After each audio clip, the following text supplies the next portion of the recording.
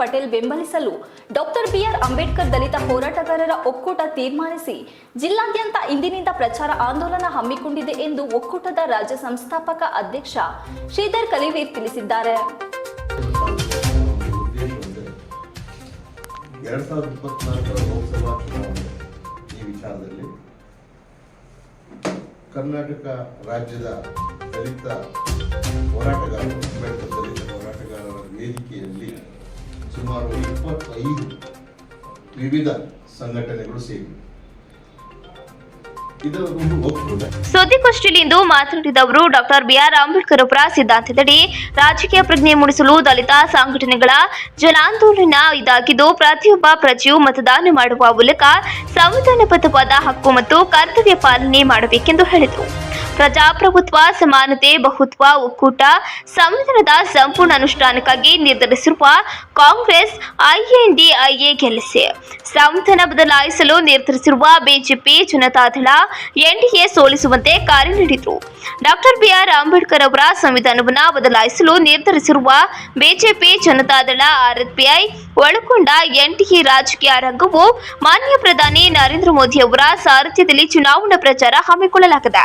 ಅಂದ್ರೆ ಜಾತಿ ಅಸಮಾನತೆ, ಶೋಷಣೆಗಳ ವರ್ಣಾಶ್ರಮ ಮತ್ತು ಮನುಸ್ಮೃತಿಯನ್ನ ಹುನ ವಾಪಸ್ಸು ತರುವ ಷಡ್ಯಂತ್ರವನ್ನ ಆರ್ಎಸ್ಎಸ್ ಪ್ರಣೀತ ಬಿಜೆಪಿ ಮತ್ತು ಜನತಾದಳಗಳು ಹೊಂದಿವೆ ಎಂದರು. ಬಿಜೆಪಿ ಜನತಾದಳ ಮೈತ್ರಿಯು ಸುಳ್ಳು ಭರವಸೆಗಳೇ ತುಂಬಿರುವ ಪ್ರಣಾಳಿಕೆ ಸಂಕಲ್ಪ ಪತ್ರ ಹೊರತಂದು ಮತದಾರರಿಗೆ ವಂಚಿಸುತ್ತಿವೆ.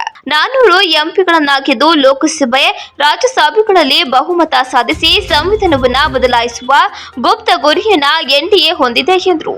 ಕಾಂಗ್ರೆಸ್ ಪಕ್ಷವು Rahul Gandhi, Mallikarjun Kharge, CM Siddaramaiah, DCM DK Shivakumar ಇವರುಗಳ ನೇತೃತ್ವದಲ್ಲಿ ಸಂವಿಧಾನವನ್ನು ಸಂರಕ್ಷಿಸಿ ಸಂಪೂರ್ಣವಾಗಿ ಅನುಷ್ಠಾನಗೊಳಿಸುವುದಾಗಿ ಘೋಷಿಸಿ ಜೊತೆಗೆ ಎಲ್ಲಾ ಜಾತಿ ಧರ್ಮಗಳ ವ್ಯಕ್ತಿಗಳ ಜನಗಣತಿ ಮತ್ತು ಸಾಮಾಜಿಕ ಆರ್ಥಿಕ ಸಮೀಕ್ಷೆ, ಶೋಷಿತ ಬಹುಜನರಿಗೆ 50% ಮೀರಿ ಮೀಸಲಾತಿ ನೀಡಲು ಸಂವಿಧಾನಕ್ಕೆ ತಿದ್ದುಪಡಿ, ಕೇಂದ್ರ ಬಜೆಟ್ನಲ್ಲಿ ಎಸ್ಸಿ, ಎಸ್ಪಿ, ಟಿಎಸ್ಪಿ ಕಾಯ್ದೆಯ ಜಾರಿ, ಪಂಚ ನ್ಯಾಯಗಳಾದ ಯುವ ನ್ಯಾಯ, ರೈತ ನ್ಯಾಯ, ಮಹಿಳಾ ನ್ಯಾಯ, ಶ್ರಮಿಕ ನ್ಯಾಯ, ಪಾಲುದಾರಿಕೆಯ ನ್ಯಾಯಗಳ ಭರವಸೆಗಳನ್ನೊಳಗೊಂಡ ನ್ಯಾಯಪತ್ರ ಪ್ರಕಟಿಸಿ ಆರ್ಥಿಕ ಅಸಮಾನತೆಯನ್ನು ನಿವಾರಿಸುವ ಘೋಷಣೆ ಮಾಡಲಾಗಿದೆ.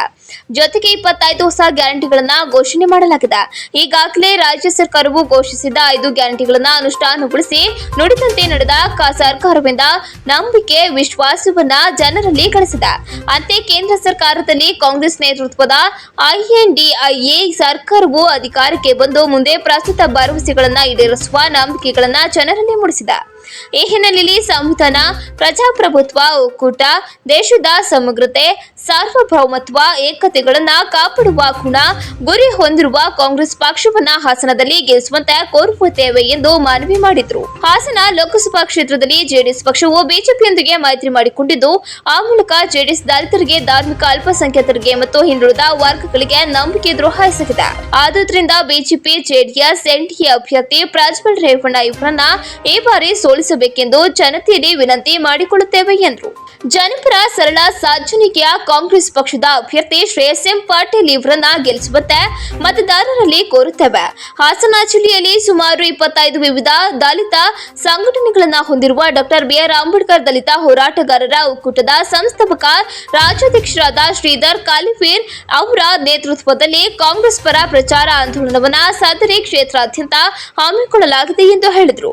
ಪತ್ರಿಕಾಗೋಷ್ಠಿಯಲ್ಲಿ ಹಿರಿಯ ದಲಿತ ಮುಖಂಡರಾದ ಅಂಬುಕಾ ಮಲ್ಲೇಶ್, ಸೇತಪ್ಪ, ಭಾಗ್ಯ ಕಲಿವೀರ್, ಗುರುಮೂರ್ತಿ, ಕೆವೈ ಜಗದೀಶ್, ಪರಮೇಶ್, ಸಿಂಗಟಕೆರೆ, ದೇವರಾಜು, ರಾಜಶೇಖರ್, ಲೋಕೇಶ್, ಅಂಜನಹಳ್ಳಿ, ಲೋಹಿತ್, ಮೇಘಾ, ಸುನೀಲ್ ಕುಮಾರ್ ಇತರರು ಹಾಜರಿದ್ದರು.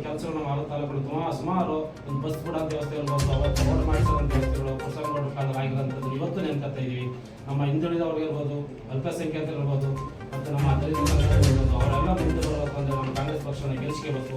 ಶ್ರೇಯಸ್ ಪಟೇಲ್ ಅವ್ರನ್ನ ಅದ್ಭುತವಾದ ಲಕ್ಷದ ಅಂತರದಲ್ಲಿ ಅವ್ರನ್ನ ಗೆಲ್ಲಿಸ್ಕೊಡ್ಬೇಕು ಅಂತ ಹೇಳಿ ನಾವು ಹಿಂದುಳಿದವರೆಲ್ಲ ಅವ್ರನ್ನ ಹಿಂಬಾಲಿಸಿದ್ದೀವಿ, ಜೊತೆ ಇದ್ದೀವಿ ಅಂತ ಹೇಳ್ತಾ ನಾನು ಇಷ್ಟ